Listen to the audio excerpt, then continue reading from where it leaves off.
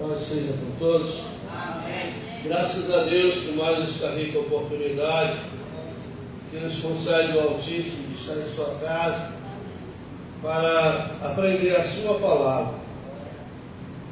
Vamos ler a palavra de Deus que está em 2ª Epístola do apóstolo Paulo a Timóteo, capítulo 1, versículo de número 7. Capítulo 1, versículo de número 7.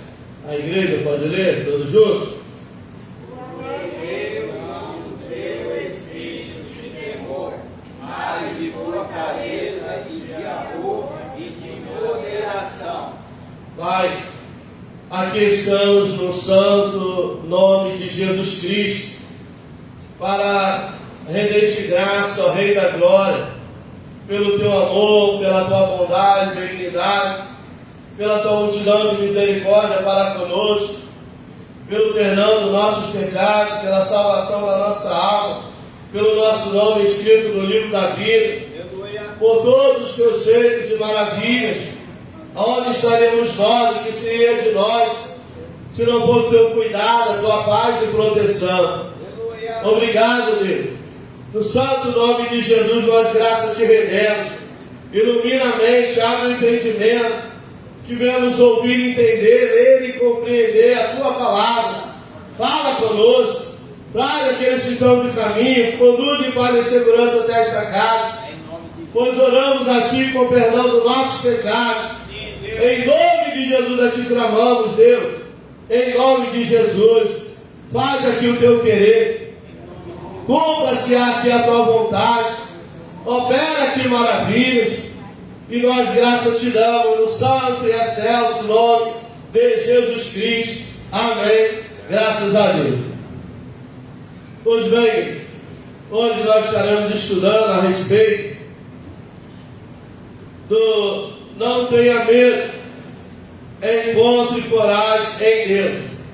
É o tema do nosso estudo dessa noite. Não tenha medo, encontre coragem em Deus. E o versículo 1, versículo 7 do capítulo 1 da 2ª Epístola do apóstolo Paulo, escrevendo a Timóteo, faz parte da 2ª carta de Paulo a Timóteo, onde o apóstolo encoraja seu filho na fé a permanecer firme em sua missão e a não se deixar levar pelo medo ou pela timidez, mas que ele, como homem de Deus, viesse se ver como homem de Deus, viesse se ver como cidadão do céu, viesse a se ver como eleito ou escolhido do Senhor, viesse a se ver como aquele que Deus escolheu, levantou, capacitou para fazer a sua vontade. Porque tudo vai da maneira que a gente se vê. Da maneira que a gente se vê. Então, quando a pessoa ela começa a se inferiorizar, quando ela começa a se achar um nada, quando ela começa a se ver como um nada, eu sou incapaz, eu não tenho condição alguma, eu não tenho capacidade nenhuma, aí o inimigo se aproveita, e as pessoas também. É muito importante que nós, mediante a palavra de Deus, não é por lógica, não é por razão, não, é por fé. Mediante a nossa fé viva e eficaz na palavra de Deus, possamos se ver como Cristo tem nos visto. Como Cristo tem nos visto. Ter a visão não mundana, não carnal, não natural, mas ter uma visão espiritual. E só pode ter uma visão espiritual mediante ao espiritual, que é a palavra de Deus. A palavra é espelho. E nós precisamos nos ver na palavra. Nós precisamos nos espelhar na palavra. Por isso a necessidade de ler a palavra, meditar na palavra, estudar a palavra, atentar para o que ouvimos a respeito da palavra E quanto mais alicerçado na palavra nós estamos, quanto mais arraizado nós nos tornamos, mais ousadia, mais intrepidez, mais convicção, mais autoridade, mais sabedoria. Porque tudo passa pela palavra de Deus. O apóstolo Paulo era um homem cheio de fé. Mas por que ele era um homem cheio de fé? Porque ele não abria a mão da palavra. Romanos 10:17, a fé vem pelo ouvir e ouvir a palavra de Deus. Então, o que produz fé? A palavra de Deus. Sem a palavra, sem fé vive eficaz. Então, a ousadia, a intrepidez, a sabedoria, a fé é fruto da palavra de Deus na nossa vida. Tudo é mediante o que foi plantado em nós. É o que está arraizado em nós. É o que tem crescido em nós. O que tem crescido na nossa vida? Esperança, confiança, fé, intrepidez, ousadia, sabedoria, temor. O que tem crescido em nós? Então, nós estaremos estudando a respeito do medo. Não tenha medo. A natureza do medo é o primeiro tópico. A natureza do medo. Origem do medo. O medo é uma emoção natural que todos enfrentam em diferentes momentos da vida. No entanto, Paulo enfatiza que Deus não nos deu um espírito de covardia, ou seja, de medo. O medo, muitas vezes, pode paralisar, impedir a ação e levar a duvidar das promessas de Deus. Pode gerar, o que o medo pode gerar na nossa vida? O medo gera insegurança. O medo gera insegurança. O medo gera incredulidade. O medo produz dúvida. O medo produz insônia. O medo produz ansiedade. O medo produz depressão. São vários fatores que o medo produz. O medo faz ver coisas. Exemplo: os discípulos estavam no mar, o vento revolta, o mar contrário. Eles já tiveram medo. E ao ter medo, qual foi a primeira coisa que eles pensaram? Vamos morrer. Vamos morrer. Vamos perecer. Já pensaram no pior. Porque o medo gera essas situações. O medo não faz pensar no melhor. Não, o medo faz pensar no pior. Tem gente que tem medo do futuro, tem medo do amanhã, tem medo do desemprego, tem medo da enfermidade, da virose, tem medo das circunstâncias, tem medo das situações adversas, tem medo do filho, filha, nora, genro, netos, se envolver com o mundo, com o pecado. O medo. E o medo não gera nada de bom. O medo só gera o pior. E quem produz o medo, quem cria o medo, quem induz ao medo? O inimigo das nossas almas. Porque ele sabe que o medo não é coisa de cristão. O medo não é coisa de quem teme a Deus. O medo não é coisa de quem confia no Senhor. Ora, eu não estou falando do medo natural. Não. Porque há um medo natural, né, que todos nós temos e passamos por ele. O medo natural. Mas o medo que eu trago aqui é o medo espiritual. Tem o medo natural, que procede das nossas emoções, tá? Medo do assalto, medo do furto, medo do acidente. Isso é um medo natural. Mas nós não estamos falando apenas do medo natural. Nós estamos falando também do medo no âmbito espiritual. Porque o inimigo fica ali bramando como leão. Qual é o propósito disso? Nós sabemos que ele não é um leão, mas ele procura imitar o leão, rugir como leão, para impor medo. Porque o medo traz insegurança. E ele fica, a Bíblia diz que ele está de redor, bramando como leão. Ele manda as suas setas, ele manda os seus dardos, ele sai a assolar o meu dia, ele vem à noite como espanto noturno. Então, além do medo natural que a humanidade vive, né, você liga a televisão, só fala de guerras, rumores de guerras, tragédia, isso gera medo, isso produz medo. E muitas vezes o medo, seja ele espiritual ou natural, vem daquilo que nós estamos nos alimentando. A ver aquilo que nós paramos para ouvir, para assistir. Em vez de edificar, de ele consolar, de ele confortar, de ele fortalecer, pelo contrário, vai só o medo produzir. Por isso a necessidade de a gente meditar de dia e de noite na palavra de Deus. Por isso a necessidade de a gente não abrir mão daquilo que é, como está em Filipenses 4. É Filipenses 4, 8. A palavra de Deus vai dizer assim, ó, Filipenses, capítulo de número 4. Assim diz a palavra do Senhor.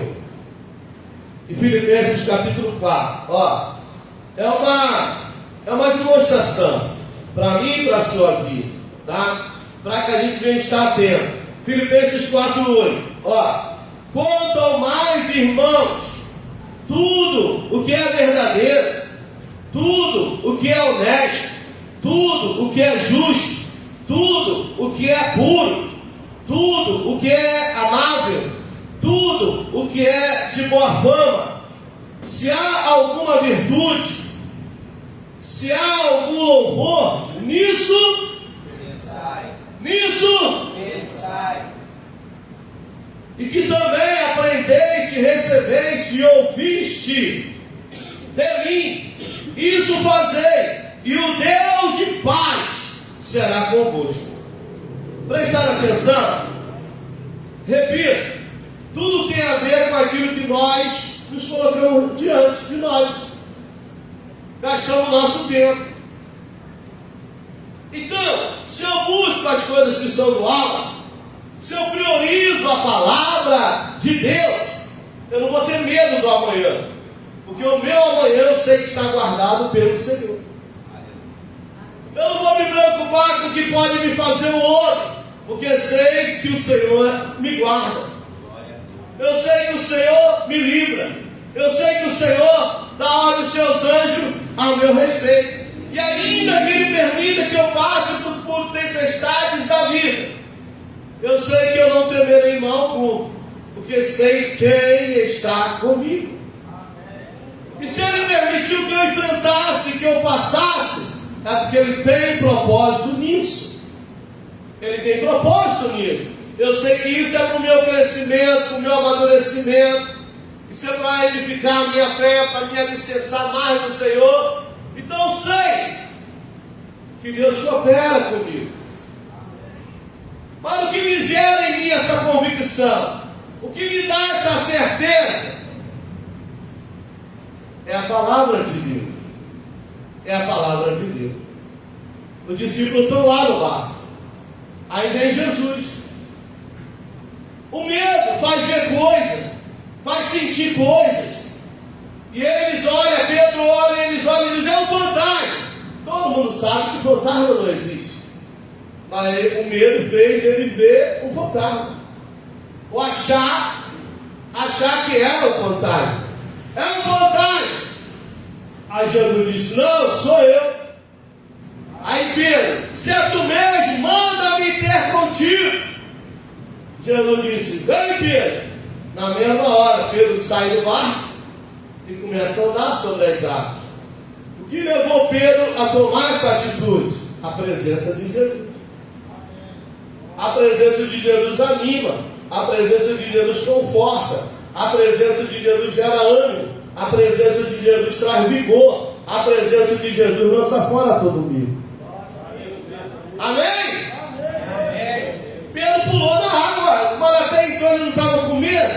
do vento que soprava, da onda que crescia?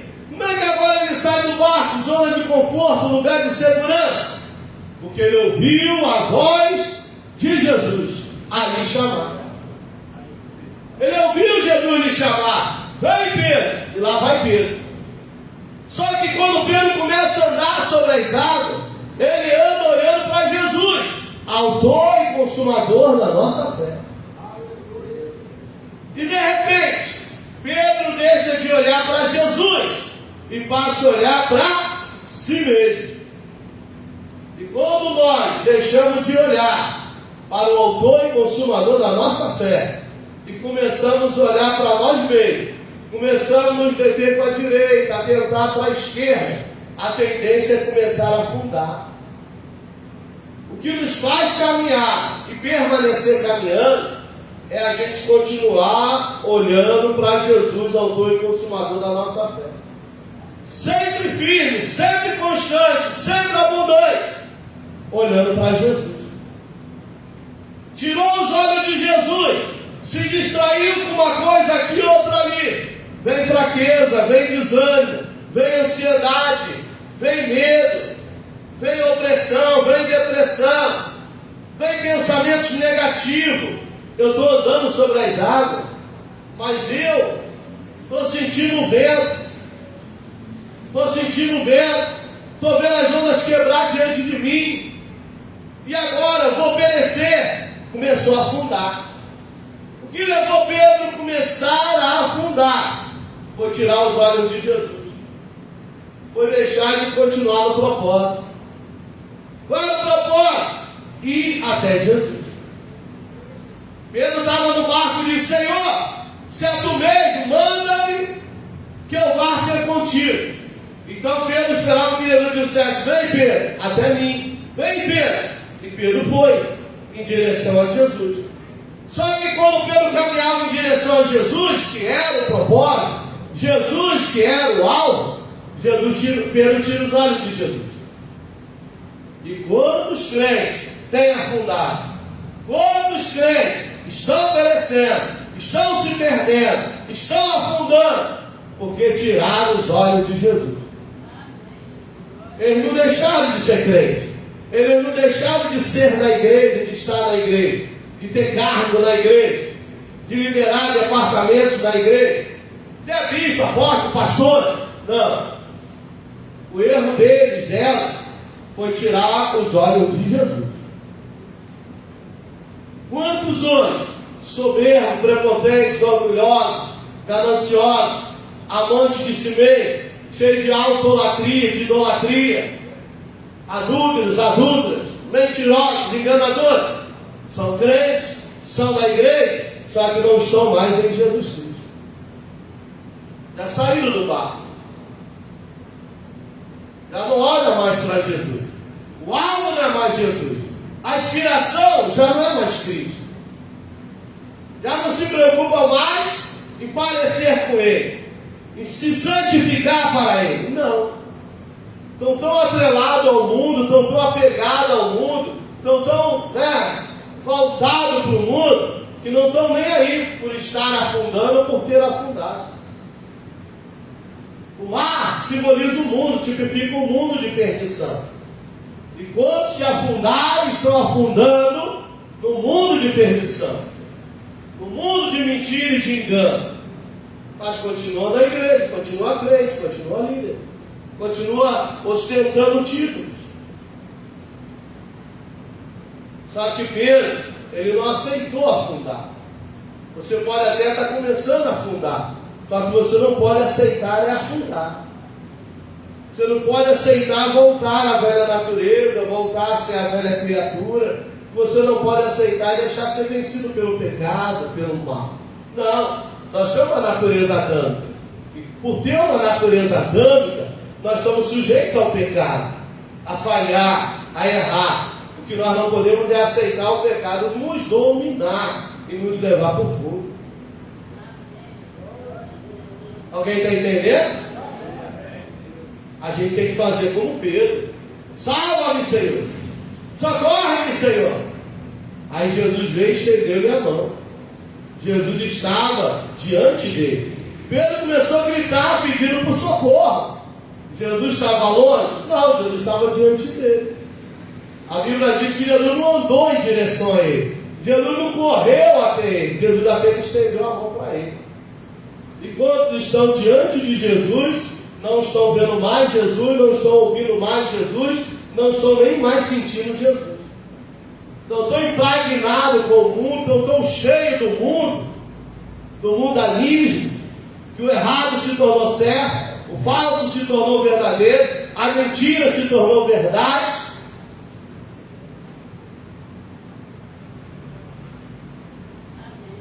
Mas que nós possamos se examinar nós mesmos. Eu afundei, eu estou afundando, mesmo com o vento soprando, mesmo com o mar revolto, eu continuo olhando para Jesus, eu continuo firme, constante, atuante no propósito de chegar até Cristo, de ouvir a trombeta tocar e subir para com Ele eternamente na glória estar, ou já perdi a esperança do céu? Porque muito crente já perderam a esperança do céu, não anela mais pelo céu, não sonha mais com o céu, não tem mais desejo do céu, de ouvir a trombeta tocar, e pela falta de anelo pelo céu, de desejo pelo céu, de anseio pelo céu, não ora mais, não jejua mais, não santifica mais, não obedece mais, é crente, só não está mais em Cristo Jesus. Só que o alvo não é mais Cristo, o propósito não é mais Cristo, é apenas os seus próprios interesses. Mas que essa palavra possa ir nos lavando, possa ir nos limpando, possa ir nos libertando, possa ir nos sarando, e nós vamos continuar firme no propósito, naquilo que é, naquilo quanto ao mais, irmãos, tudo que é verdadeiro, abandone a mentira e permaneça na verdade. Filipenses 4:8. Quantos abriram mão da verdade pela mentira, se deteram no caminho dos pecadores, se assentaram à roda dos escarnecedores? Tem mais prazer em escarnecer, em zombar, do que a Cristo adorar, do que induzir, conduzir outros à adoração a Cristo. Eu sou de um tempo, não sei vocês, tá? Eu não sou saudosista não, mas eu sou de um tempo que quando um crente chegava na casa de outro, a primeira coisa que se fazia, depois de se cumprimentar, era uma oração. Não sei se você é desse tempo, mas eu sou. Principalmente quando o pastor chegava: ô irmão, Pai do Senhor, vamos orar. Aí orava. Aí a presença do Senhor se manifestava. Aí tinha línguas estranhas. Aí às vezes Deus falava, usava em profecia, revelação, visão. E o povo se alegrava e sentava e começava a falar dos feitos do Senhor, das maravilhas do Senhor, dos milagres do Senhor. E ali se alegrava, o caído se levantava, o fraco se fortalecia, o enfermo era curado, o triste se alegrava. Quando ia embora, fazia aquela oração agradecendo: obrigado, Senhor, pela tua presença nesse lar. Obrigado por entrar aqui comigo. Eu vou, leva-me na tua paz, mas dispensa os teus anos para estar nesse lar, para ficar com essa família.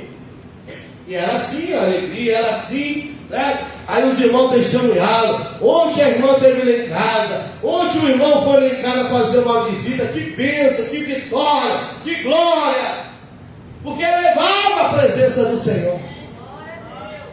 Oh, Vasvania, sobre cantas lá. Onde há a palavra de Deus, onde há o louvor, onde há a oração, a presença do Senhor se manifesta. Você pode ser bênção na vida de muita gente, quando pode ser maldição também. Tudo vai daquilo que pronunciamos, falamos, levamos, apresentamos. Você pode encher a pessoa de esperança, como pode encher ela de tristeza, de angústia, de dor, de medo também. Mas Paulo exorta dizendo: quanto mais, irmãos, tudo que é verdadeiro, tudo que é honesto, tudo que é justo, tudo que é puro, tudo que é amável, tudo que é de boa E se há alguma virtude, se há algum louvor, nisso pensai. E a boca vai falar do que o coração está cheio. O que temos enchido o nosso coração? De coisas boas? De coisas que edificam? Que nós temos enchido o nosso coração. É aquilo que a nossa boca vai pronunciar, do que o nosso coração e mente está cheio. Mas tudo passa pelo que vemos, pelo que ouvimos. Então vamos nos deter em buscar ouvir e falar daquilo que é puro, daquilo que é honesto, daquilo que é amável, daquilo que é verdadeiro. Vamos encher o nosso coração de palavras de vida, de palavras de edificação, de palavras que consola. Eu vi o irmão testemunhando falando assim: você conhece o irmão fulano de tal? Sim, conheço. Rapaz, que irmão alegre, que irmão animado, que irmão passa uma luta que ninguém diz, está sempre alegre, sempre louvando, sempre glorificando. Você vai falar com ele, só fala que Jesus é bom, que Jesus é maravilhoso, que não vê a hora de ir para o céu. Você sai de perto, você chega triste perto daquele irmão, você sai alegre, porque ele é salvo, porque ele é lavado e remido no sangue de Jesus, porque ele prioriza as coisas do céu e cara vermelho as coisas da terra. Assim devia ser todo cristão que está em Cristo Jesus. Vamos lá. Em João 14, 27, Jesus diz assim, João, Evangelho, capítulo 14, versículo 27. Deixo-lhes a minha paz lhes dou. Não a dou como o mundo dá. Não se turbe o coração de vocês. Nem tenham.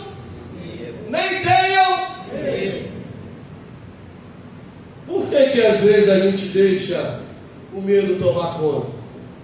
A desesperança. Por que a gente deixa se abater pelo que ouvimos? Por que a gente se entrega a sentimentos de pavor, de medo, de ansiedade, de temor? A Bíblia está dizendo: não tenham medo. Primeiro, é porque a gente se apega ao que ouvimos. Nós deixamos o que ouvimos da parte do Senhor para dar ouvido ao que o homem diz, ao que o inimigo fala. Não, irmão. Não. Em nome de Jesus. A gente não devemos deixar ser vencido pelo medo. Chegaram para Neemias e disseram assim: estão dizendo aí que esse muro que a gente levantou não vai servir de nada, que as raposas vão vir, vão bater nele e vai derrubar ele, que eles vão cair. E começaram a mandar mensagem negativa. Mas Neemias não deu ouvido àquelas mensagens, porque Neemias não estava firmado em palavra de homens. Neemias estava firmado na palavra do Senhor. Davi, teu pai te chama, vai correndo lá na tua casa. Davi adentra pelas portas. Deus fala com Samuel: levante e unge, porque esse é meu escolhido. Samuel, levante e unge Davi a rei. E aí escrito: eu vim aqui porque Deus me enviou para te ungir a rei de Israel. Só que aquieta o teu coração, tu dá um tempo determinado por ele. Primeiro ele te unge, depois ele te prepara, e depois ele te faz sentar ao trono. Não queima etapa não, vamos por etapa. Primeiro unção fala de escolha, unção fala de separação. Primeiro você foi escolhido, agora você será provado, preparado. Volta Davi correu para o palácio? Não, Davi correu de volta para o campo para cuidar das ovelhas do seu pai. Veio o leão, Davi não teve medo, enfrentou e o matou. Veio o urso, Davi não teve medo, por quê? Estava cheio da unção. A gente na carne vai ter medo, na carne vai correr, na carne vai fugir, na carne vai se lamentar, na carne vai murmurar, mas no Espírito do Senhor nós iremos adorar. Aleluia! Aí, Davi, sim, meu pai, teus irmãos tanto tempo lá na guerra, não tem notícia, vai lá saber como está ele, leva lá um lanchinho para eles, leva sim, meu pai. Davi foi provado na obediência, saiu aprovado. Ele obedeceu o seu pai. Ele podia dizer: manda outro não, pai, o senhor está vendo que eu estou ocupado? O que vai ficar resolvendo? Não, o pai mandou, Davi foi. Chegando lá, Davi ouve